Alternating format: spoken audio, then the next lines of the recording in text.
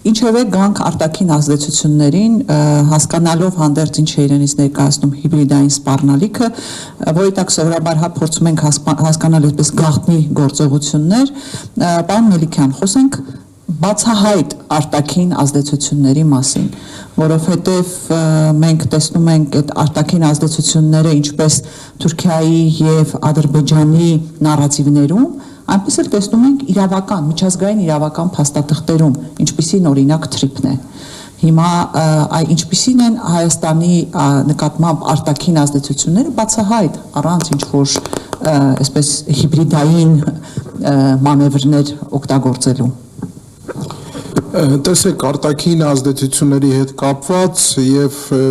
իմ հարգարժան գործընկեր Կարինե Վրթանեսյան եւ Աբրահամ Գասպարյան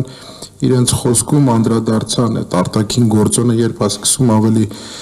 ուժեղ եւ ավելի խորքային աշխատել, երբ դու թուլանում ես։ Երբ դու թուլանում ես, երբ դու չունես դիվանագիտություն կամ ունես չկողմնորոշված ինչ-որ անհասկանալի քաղաքականություն, չունես ճանապարհային քարտեզ, չունես պլանային համակարգի նկատի ունեմ պլան B, պլան C, D նույնիսկ, որը պիտի չերևա երբեք եւ սա քո պահուստային զինանոցը պիտի լինի, այս պարագայում դու կորցնելով քո սուբյեկտայնությունը ուղղակի դառնում ես գործիք։ Սա զուտ պայմանավորվածությունների արդյունքում, երբ դու գործիք ես եւ պատրաստ ես օգտագործվելու, պայման է դրվում քո առաջ եւ այդ պայմանը այս պարագայում քո իշխանությունն է։ Այսինքն շատ պարզ, շատ հստակ գիտակցումը կա, որ օրվա իշխանությունների ռեյտինգը ուղղակիորեն գահավիժում է կամ գահավիժել է եւ շատ կետերում անդառնալի, ինչքան էլ դա տարօրինակ չհնչի, այնուամենայնիվ ես խորին համոզմունք ունեմ, որ դա այդպես է, հետեւաբար այս ցածկոտումների մեջ իշխանությունը դիմում է մի նոր քայլի, վազում է այնպիսի տեղ, որտեղից հնարավոր կլինի կորզել որոշակի, այսպես ավելի շատ ազդեցության լծակ եւ այս պարագայում դա Եվրոպան է, ինչու, որովհետև որոշակի համընկնում կա եվրոպական շահերի եւ օրվա իշխանությունների շահերի, սա հայկական շահ չի բնավ, որովհետև Կարենը շատ հետաքրքիր անդրադարձավ դրան, դու պարզապես սպասում ես քո հերթական առաջադրանքին, որովհետև դրել ես պայմանը կամ խնդրել ես ինչի գնով դա դու կարող ես կյանքի կոչել եւ քեզ եկել են հանդիպակաց եւ ընդունել են քո խնդրանքը։ Այո, ցավալիորեն սա նաեւ այն շղթայական զիջման քաղաքականության արդյունքն է, որը գիտակցելով կամ անգիտակից այնուամենայնիվ բերվել է մի կետի, որտեղ դու այնքան թուլացած ես, որ պատրաստ ես գնալ նույնիսկ ոչ միայն հակաժողովրդական, հակապետական, այլ ընդհանրապես բանականությունից դուրս քայլերի այն նույն պայմանով պահելու քո իշխանությունը։ Սա ես անշուշտ ցավով եմ նշում, որովհետև համեստորեն ներկայացնում եմ մի հարույթ, որը տասնյակ տարիների ընթացքում ուղղակիորեն ներգրավված է եղել այս աշխատանքներում, ի նկատի ունեմ նույն դիվանագիտական եւ արտաքին հարաբերությունների կամ միջազգային հարաբերությունների մասով, մեկ-մեկ որ այդ լրահոսերին հետևում ես կամ իշխանական քարոզիչներին հետևում ես, անշուշտ զավեշ տալիից բացի միայն կարող ես ծիծաղել, որովհետև լրջության որևէ նշույլ անգամ չես կարող գտնել, թե այս կամ այն քայլը ինչով է հիմնավորում։ Էլի նորից գալիս ես հատման այն կետին, որ դա միմիայն այն պայմանն է, որ իրենք խնդրել են, աղերսել են, ծնկաչոք են աղերսել եւ դրա դիմաց պատրաստ են եղել կատարել այն, ինչ որ իրենց կասվի։ Երբ որ Եվրոպան քեզ ասում է, մեզ ասեք մենք ինչ անենք ձեզ համար, որպեսզի դուք մնաք իշխանության, դա շատ հեշտ է այդ evil-ի, սատանայի կամ վատի կերպարը հորինելով, իսկ այս պարագայում դա նույն հիբրիդային պատերազմն է, որ շատ մոդայիկ է, ազդեցիկ է, հնարավոր է շատ երկար խոսել այդ թեմայով եւ շատ կետերով, այդ հսկայական մի լիստ է, որ ամեն օր կարելի է ամեն կետի անդրադառնալ եւ 24 ժամվա այդ բանը ապահովել, հա, ազդեցությունը եւ սրանք էլ պարզապիտի հորինվի դա, այստեղ որևէ մեկը թող փորձ անգամ չանի, այդ որ չի նշվում այդ հիբրիդային պատերազմ, դա պարզ ասում եմ, ուրիշ երկիր չկա, դա Ռուսաստանն է, որովհետեւ բնավ իրանական կամ պարսկական օրակարգում նման բան Հայաստանի հետ կապված չկա եւ չի կարող գոյություն ունենալ, շատ պարզ պատճառներով այն դիրքավորումները ինչ որ Իրանը ունի Սյունիքի հետ կապված եւ Թրիփի հետ կապված դրա վառ եւ ցցուն ապացույցներ։ Հետեւաբար Հայաստանը այսօր իր այս վարած քաղաքականության արդյունքում այնպեսի թուլացած, այնպեսի զիջողական դիրքում է հայտնված, որ ամեն ինչ կարելի է կորզել։ Իսկ եթե կա հիբրիդային պատերազմ, դա հյուսիսում եւ հարավում չի փնտրվում, դա արևելքում եւ արևմուտքում պիտի փնտրվի ի մասնավորի Բաքվում եւ Անկարայում շատ պարզ այն հիբրիդային պատերազմի դասական տարբերակը որ կա անշուշտ Բաքու եւ Անկարա հանգույցի մեջ պետք է փնտրել Շնորհակալություն պարոն Մելիքյան մենք բարբերաբար զրույցների ընթացքում գալիս ենք այնպիսի մի եզրահանգման որ պետք չէ գնալ այսօրվա իշխանությունների օրակարգի հետևից, քանի որ իրենք են սովորաբար օրակարգ թելադրում, այդ թվում նաև այս հիբրիդային սպառնալիքների վերաբերյալ նարատիվների մեջ բերում է իրենց կողմից, այլ պետք է ասել, թե ինչ պետք է մենք անենք, որպեսզի կարողանանք, այսպես ասեմ, այս իշխանությունների հեռանալուց հետո ինչ ենք մենք անելու։ Հիմա արտաքին այդ ազդեցությունների, հնարավոր ազդեցությունների շրջանակներից ելնելով, որը պետք է լինի մեր գործողությունները, որոնք պետք է լինեն մեր գործողությունները, որը պետք է լինի մեր ուղենիշը։ Նախ եկեք մի հատ հասկանանք այդ արտաքին ազդեցությունների շրջանակ, հա, այսօր աշխարհը մի այնպիսի իրավիճակում է հայտնվել, որ այս մեր փոքրիկ գadgetներում, հեռախոսներում ամեն ինչ կարելի է գտնել եւ աշխարհը այդքան փոքրացել է։ Երկրորդ, չկա որևէ պետություն ամբողջ աշխարհի քարտեզի վրա 200-ից ավել այդ գոյություն ունեցող պետությունների շարքում, որը այսպես թե այնպես որևէ ազդեցության շրջանակում չի, հա։ Հիմա այստեղ քո այդ հնարավորի արվեստը ճիշտ օգտագործելը ես հենց ի նկատի ունեմ այդ նորին գերազանցություն դիվանագիտությունը, ինչքանով ճկուն կարող ես լինել, ինչքանով ճիշտ հաշվարկների մեջ կարող ես լինել, որպեսզի այս նոր ձևավորվող դեռևս սաղմնային շրջանում, բայց արդեն երևացող այդ ծիլերը ապագա աշխարհակարգի, այդտեղ դու որտեղ պիտի կարողանաս տեղավորվել։ Այո, այն զարգացումները, որ այսօր կա, 10 տարի առաջ դժվար էր պատկերացնել, միգուցե կարելի էր կանխատեսել, բայց այս արագության մեջ, այս հարաբերփոխ իրավիճակում իհարկե դժվար էր պատկերացնել։ Հետևաբար, դու պիտի շատ ավելի կայուն ձևով կարողանաս ճիշտ հաշվարկել բոլոր հնարավոր վեկտորալ ուղղությունները բոլոր ծանրության կենտրոնների միջև եղած երևացող հակասությունները եւ չերևացող հակասությունները քո դերը որպես աշխարհագրական գործոն հա աշխարհաքաղաքական գործոն ես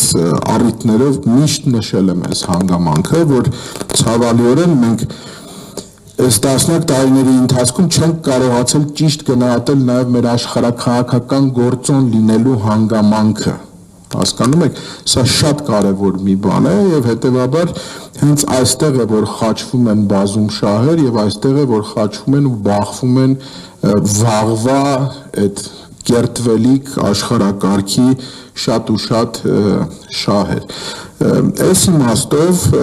նորից եմ կրկնում եւ պնդում եմ այն հանգամանքը որ այսօրվա հայկական ընդդիմադիր դաշտը պետք է գեր կենտրոնանա նոր օրակարգերի գեներացման վրա։ Մեզ մոտ կա այսպես մի շրջապետույտի շրջան, հա, կարծես իշխանությունը ինքը ինչպիսին է լինի, ինչպիսի անամոթ ու այլանդակ վիճակի օրակարգ թելադրվի, չգիտես ինչու, բոլորը սկսում են այդ օրակարգի շուրջ ինչ-որ քննարկումներ։ Սա պիտի բացառել եւ պիտի ունենալ զուգահեռ օրակարգ վերջի վերջո, որովհետև այս օրակարգերը միևնույն է վաղ թե ուշ հոգնեցնելու են հասարակությանը։ Իսկ հասարակությանը հոգնեցնել պետք չի։ Հասարակության տոնուսը պիտի շատ բարձր պահել։ Հասարակության հավատը պիտի բարձրացնել։ Այդ հուսախաբության հսկայական շրջանը, որ մենք նույնիսկ այսօր ապրում ենք, դա բարդվող հասարակության այդ հուսախաբության մասին է խոսք գնում, չպետք է վերածվի հուսահատության։ Որպեսզի դա չլինի, անհրաժեշտ է նոր օրակարգ։ Այդ նոր օրակարգից մեկը հենց պիտի արձանագրվի, որ այս իշխանությունը գալիք արտահերթ կամ հերթական ընտրությունը ուղղակի չի լինելու, դատապարտված է չլինելուն եւ միանգամից դրան ոչ պակաս օրակարգ, ինչ պետք է լինի դրանից հետո։ Ես ասել եմ միշտ, որ դրանից հետո սկսվելու է ամենասարսափելին։ Ու սարսափելի բառը, խնդրում եմ, վատ չհասկացվի, երևի ավելի ամենադժվարը։ Շատ ավելի դժվար, քան մենք այսօր կարող ենք նույնիսկ երևակայել եւ պատկերացնել, հա։ Նախ այս թափանիվը, որ այսպես այս գահավիժման պիտի վարկյան առաջ կանգնի։ Ինքը եւ արժե համակարգային է, եւ հումանիտար, եւ սոցիալական, եւ քաղաքական, ինչպես կուզեք, դիվանագիտական, ինչպես կուզեք կարող է կանգնել, բայց սա պետք է օր առաջ կանգնի։ Հաջորդը նոր օրակարգի ձևավորման մասով պիտի լինի խորը համախմբում եւ խորը կոնսոլիդացիա։ Այսինքն կան գերակա որոշակի շահեր, որոնք պիտի լինեն իմ խորին համոզմամբ օրինակ վերկուսակցական։ Դա անկեղծ պայքար մղող քաղաքական ուժերի մի համաձայնություն պիտի լինի եւ շահերի, հայկական շահերի մի համամասնական օրակարգ, որը ուղղակիորեն պիտի մղի հասարակական ավելի լայն շերտերին, ավելի խորը ներգրավված լինելու վաղվա այդ թևերը քշտած պայքար ասելով ես բնավ պատերազմը նկատի չունեմ, բայց այն դժվար մասը, որ այսպես կոչված այս խաղաղությունից ավելի լավ ու ավելի ճիշտ խաղաղություն էլ կա, այդ ավելի լավ ու ավելի ճիշտ խաղաղությունը պիտի ճիշտ ձևով, ճանապարհային քարտեզով մատուցվի մեր ժողովրդին։ Ինձ միշտ ասում են դու տենց կորցված լավատես ես, ես շատ ավելի կորցված լավատես եմ այդ իմաստով, որովհետև ես հավատում եմ իմ ժողովրդին, որի զավակն եմ ես եւ գիտեմ շատ լավ իմ երակներով ինչ արուն է հոսում եւ բոլոր են գիտակից մարդկանց, ովքեր որ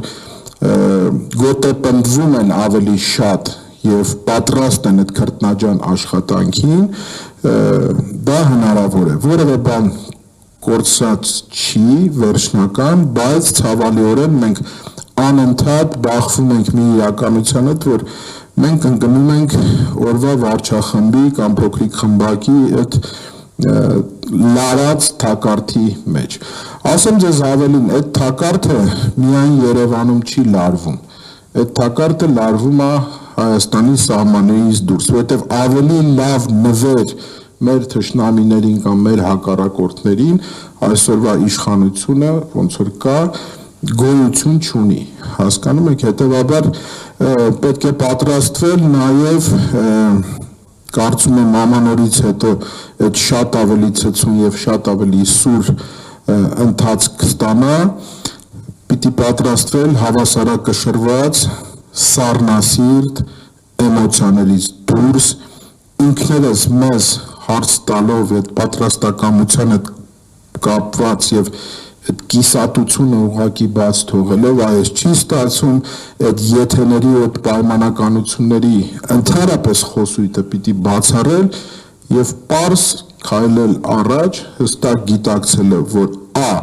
բացառված է այս իշխանությունների վերարտադրությունը, ինչպիսին էլ իրենք փորձեն դա անել եւ հավատ, որ այո, նույնիսկ այս կատակլիզմի մեջ, այս ճգնաժամային իրավիճակից կա ելք։ Հիմա անընդհատ մեզ են հարցնում, դուք ասում եք կա ելք, որն է այդ ելքը, ես իմ մասնավորի նշեցի։ Պիտի օգտագործել դիվանագիտական բոլոր հնարավոր այն գործիքակազմերը, որոնք գոյություն ունեն